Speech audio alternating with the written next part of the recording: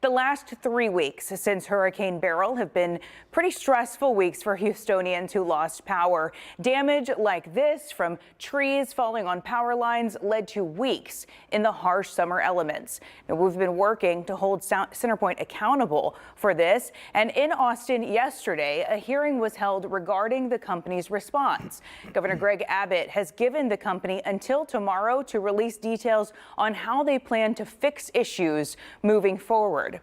Also earlier this month, former Harris County Judge Emmett wrote an op-ed article in the Houston Chronicle about finding solutions to prevent future potential loss of electricity. So guess who's joining me live now in studio to talk more about this issue?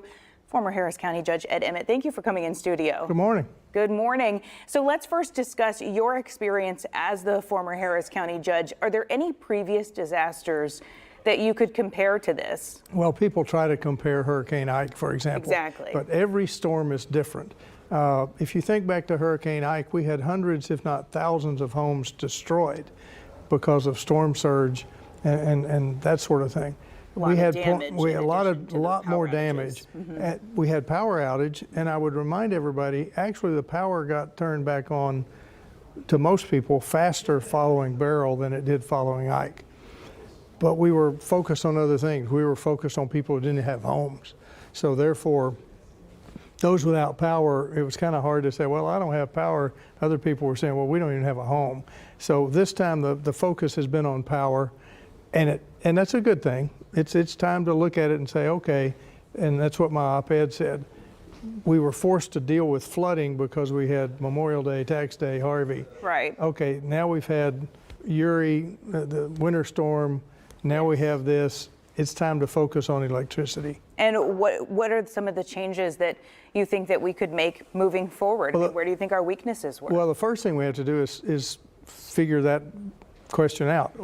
Where were the weaknesses? Who lost power and why? Most people are assuming that it was because of trees that fell across power lines. That's probably correct. So how do you deal with that? CenterPoint, their biggest problem was communication. No question about it. If you're without power and they say you're going to get it back in 5 days, you go, okay, I'm going to be back in 5 days. But people couldn't figure it out. So that was their biggest failure. As to why we actually lost the power, now we have to go back and say, okay, the trees fell. Who's responsible for those trees?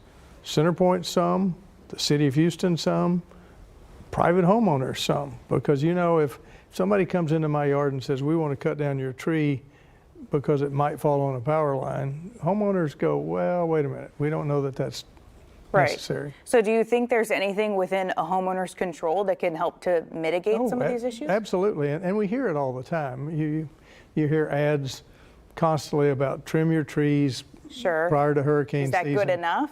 Well, it helps. Okay. And so every tree that doesn't fall on a power line, you're better off. But right now, what everybody needs to do, I think, is take a deep breath, sit back and legislate. I'm one of those too. I served 4 terms in the Texas House. They want quick answers, but the reality is you need to find out, okay, why did we lose power? What parts of town lost power? And focus on it that way. Yeah, it was hard to tell in the beginning of Beryl if we weren't being patient enough.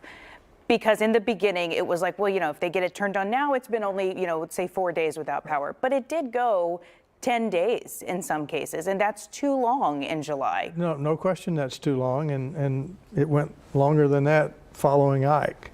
But we were focused on other things. That's what I keep getting back to. This time, the focus was on power because we didn't have those other disasters like storm surge. Yeah, and during Ike, the temperature was cooler at that time of year. It was very hot. It was hot, but it was very hot. This was, we had, you know, a heat index above 100 in many times. But again, I get back to FEMA was here. The county and FEMA had pods, points of distribution, distributing ice and meals ready to eat and water. We didn't have that this time. Why not? So there were a lot of failures following Beryl, and I think part of it was people relaxed. Beryl was going to go into northern Mexico. So Right. people didn't really gear up. And when I say people, I mean all levels of government and individuals. So a lot of people also say, though, but at any point, if it's coming towards the Gulf Coast, we need to be should. prepared. Absolutely. Yeah. So you think there were more failures than just on the part of CenterPoint? Oh, absolutely. No question about that. That's not to get CenterPoint off the hook, by the way. I think that their communication couldn't have been worse. And they say that going forward, they're going to do better at communicating. I mean, if that's just to fix the outage tracker, that's not good enough. You know, what would you ask CenterPoint to do going forward? Well, I think, number one, they have to come up with a very definitive plan of how to keep the power on. And to do that, though, first you have to understand why it went out. If it's trees, then every level of government, individuals, and CenterPoint have to work together to say, this is going to be our program, this is how we're going to minimize the number of trees that can fall on power lines. But having said that, there are going to be people who are unhappy when a lot of trees get cut down. How fast do they need to get into action, though? Because Right now? Yeah. But again, before you just go running off willy-nilly, you have to assess where the damage was and why. We had mentioned earlier that, you know, we've had experience with damage, with flooding. Are there any strategies from those disasters that can be applied to power loss? Oh, absolutely. For example, on flooding, after Harvey, the county realized the building codes were wrong. We said it should be a foot above the 100-year floodplain. No, it needed to be 18 inches above the 500-year floodplain. There are probably things like that that can be done to provide electricity too, like how far do you trim a tree back, for example. Those kind of simple things. And a lot of people talk about putting power lines underground. Yeah. Where it makes sense, by all means, do that. But guess what? That's going to cost money. Well, and some people debate on whether or not that's safe when we have a flood. Well, some places it is and some places it isn't. That's why I'm saying there's not an easy answer. It's not a one-size-fits-all answer. It's not a one-size-fits-all. And while I'll say this as a recovering politician, you know, politicians want to get out front and say, oh, we're going to solve this for you right now. Sure. Then something else happens a month from now. Guess what? They go away. Give you the best example. We go make changes over here. Yeah, to but fix best this. example, everybody's worried about bridges after the Baltimore bridge collapse. Sure. Have you heard anybody talk about a bridge lately? No. So now we're Not talking since that about power. collapse. And so, yeah, but we can't let this moment go. We have to seize the moment with CenterPoint, hold their feet to the fire. And yeah, everybody wants to look at their rate base and see, should some of that money that went to profit, should that have gone to providing resiliency in the system? Maybe so. What do you anticipate from the governor?